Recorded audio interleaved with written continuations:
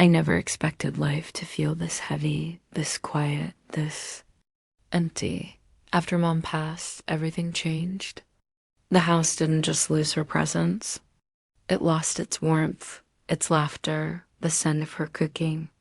Dad James looked like a man who had forgotten how to function without her. And in that emptiness, somehow we found each other not romantically, not in ways anyone could mistake, but in a closeness I'd never known Dot at first. It was small things. Sitting together on the couch, sharing dinner, watching a movie she used to love. We didn't speak much. Words felt too fragile, but in the silence, there was comfort. A kind of quiet understanding that only people who've lost someone can share. I became his anchor. He became mine. We cleaned together, cooked together, sometimes just sat side by side, staring out the window at the street, listening to the wind, the rain tapping on the roof. I remember one night in particular. It was raining, the kind of steady rain that makes the whole world feel smaller, more intimate. I had just cried over a memory one I couldn't bear to face alone, and I leaned against him. He held me close, and for a moment, the grief didn't feel so unbearable. It wasn't about romance or anything forbidden. It was about being seen, being understood, being held when your heart feels shattered. And when I looked up at him, I saw the depth of his own hurt reflected back at me. That's when I realized something had shifted, not in the way people might think, but in the way two broken souls sometimes find each other in the quietest moments. The days after the funeral were the hardest. People came and went, offering platitudes like, "Stay strong," or "She's in a better place." But when the last car drove off, the house felt unbearably silent. I moved back in with Dad almost immediately. I couldn't leave him alone with that kind of grief. I watched him fall apart in ways I didn't know a man could, skipping meals, forgetting to shave, sitting in silence for hours. And I did everything I could to help him, even when I felt fragile myself. Cooking, cleaning, just keeping the house alive became our small, shared mission. At night, the quiet was different. I'd hear him softly crying through the walls, not loud, not dramatic, but the kind of quiet that cuts through you, the kind that shows just how human and fragile someone is. I'd stay awake, hugging my pillow, feeling every unspoken word, every hidden tear. Eventually, I couldn't just lie there anymore. I'd walk down the hallway and sit with him. We didn't need to talk. Sometimes we just sat together, his hand on mine or mine on his arm, sharing a warmth that went deeper than any conversation could reach. I began to notice small, subtle changes in myself too. The way I lingered a little longer when he hugged me, or the way I looked for his approval, smiling when he praised me, even in little, ordinary moments. I realized I craved his presence, not in a romantic sense, but in a way that made me feel safe again. It was terrifying, this awareness, but it was also grounding. In a world that had been turned upside down by loss, he was the one person I could rely on completely. One evening, we were on the back porch, watching the sunset. The sky was painted in shades of gold, and he looked peaceful, almost like the man I remembered before life had taken so much from us. I caught myself staring, and my heart skipped a beat, not in a way that was wrong, but in the way your heart reacts when you see someone you love deeply, someone you've shared pain with, someone who's been your anchor. I looked away quickly, pretending to adjust my blanket, but the feeling lingered. Something inside me had shifted, though I couldn't put it into words yet, and that's when I realized grief had brought us together in ways I didn't expect. Our bond wasn't just about remembering Mom, it was about holding on to each other, navigating loss and finding comfort in shared silences. I didn't fully understand it then, but I knew it was significant. That night, the rain continued to fall, the house quiet except for the soft hum of the lights. We sat side by side, our hands brushing occasionally, sharing that unspoken connection that didn't need words. It was real, it was human, and it was ours. In the days that followed. Life settled into a fragile rhythm. Breakfasts together, quiet afternoons, shared chores. It was routine, but not the kind that felt empty. Every action carried meaning. Every glance, every small touch on the arm was a reminder that we weren't alone in our grief. Dad James started to open up in ways he hadn't before. He shared stories about Mom that made me laugh and cry at the same time, the way she stubbornly tried to teach him to cook, the way she laughed when he got soaked proposing in the rain. Little moments that reminded me how love had once filled this house. I found myself looking forward to those evenings on the couch, where we would talk about everything and nothing. Sometimes we stayed up late, past midnight, just sharing memories, hopes, regrets, the kind of conversation that doesn't happen with anyone else. There was a closeness there, a bond strengthened by shared experience, loss, and the understanding that we were the only two who could truly feel the absence of someone so important. That connection became my anchor. It kept me grounded, even as the world outside felt uncertain. One rainy Saturday, the air smelled of wet earth and something warm from the kitchen, the kind of smell that makes a house feel like a home again. I came downstairs wearing one of Dad's oversized sweaters, soft, comforting, and familiar. It wasn't intentional. I didn't plan to wear it around him. But when he looked up from the couch, I noticed the way his eyes lingered.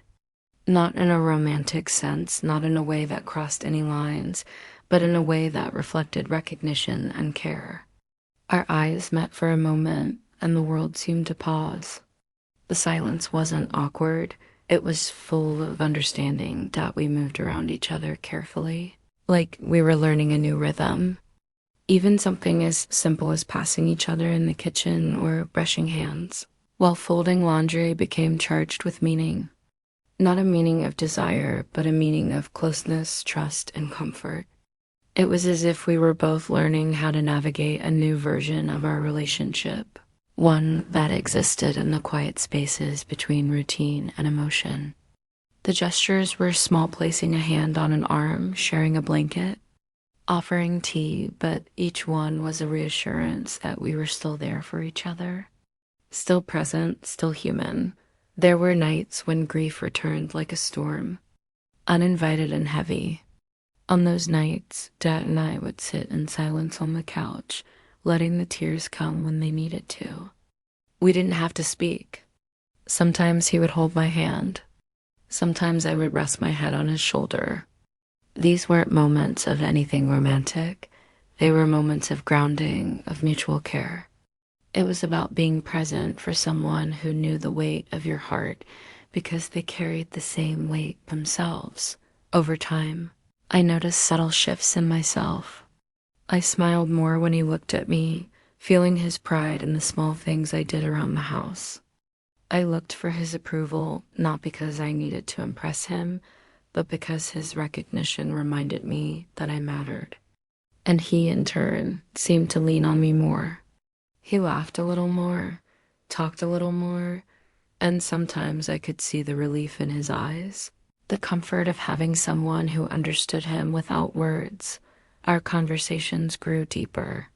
He would share regrets from his past, things he never thought he could say out loud. And I would listen, offering the kind of support I never knew I could provide. It wasn't about dependence. It was about companionship. Two people leaning on each other without fear of judgment, learning how to be present in each other's lives again. Each day, our bond grew, not with drama or intensity, but with patience, understanding, and quiet connection. One evening, I caught myself staring at him as he recounted a funny memory about Mom, laughing through tears. The sunlight streaming through the window cast a golden glow over his face. In that moment, I realized that love comes in many forms. Not always the kind we expect, but the kind that fills the empty spaces when life has taken too much. It was a love built on trust, understanding, and shared pain. I didn't need to define it. I didn't need it to be anything more than what it was. As the weeks passed, we settled into a rhythm of support and care. Dad would make coffee, I'd toast bread. We'd fold laundry side by side, share meals, or watch the news together. Our connection was quiet, steady, and deeply human.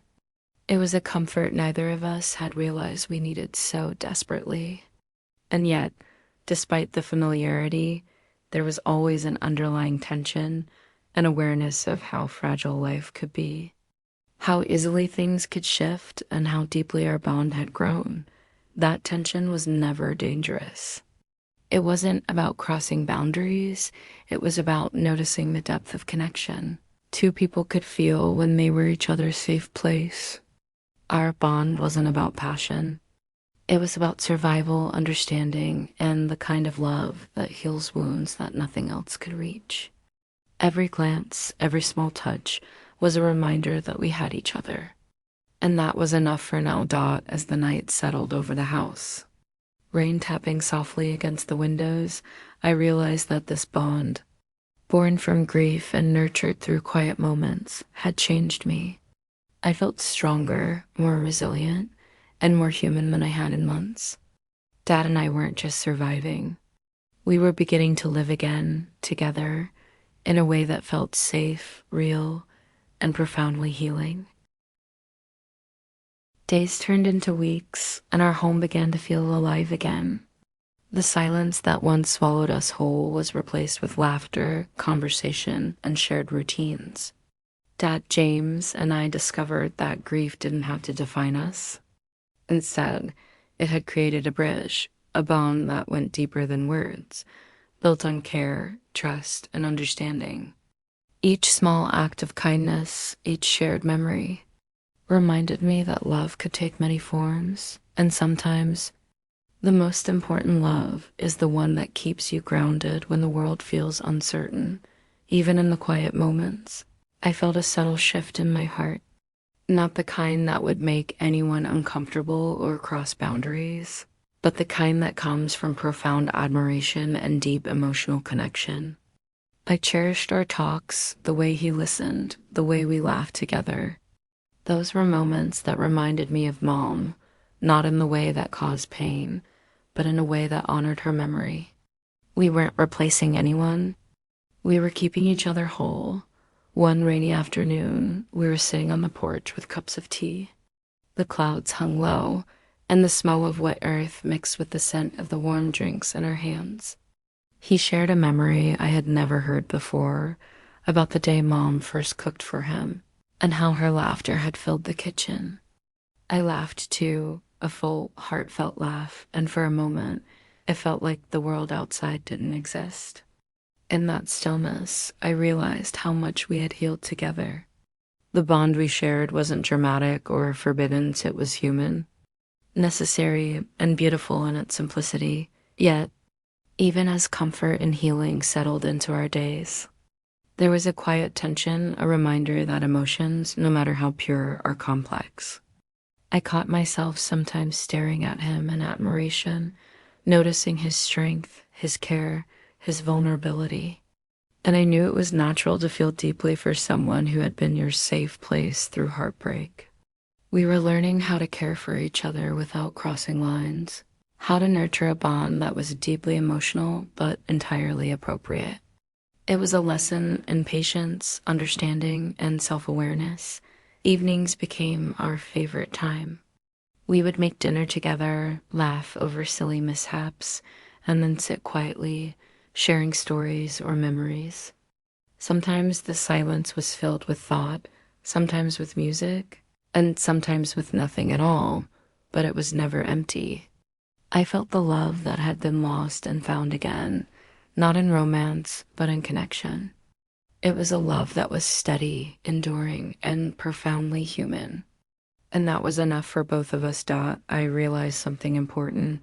Love doesn't always need a label. Not every deep connection is romantic. Some of the strongest, most transformative bonds are those that heal, support, and remind you of your humanity. Dad, James, became my anchor, my confidant, and my guide through the storm of grief. And I became the person who reminded him that life, even after loss, could still be filled with warmth, laughter, and hope. There were still moments of doubt, of questions, of wondering if we were doing enough to support each other. But each time those thoughts crept in, we would act with care, offering a hand, a hug, a listening ear.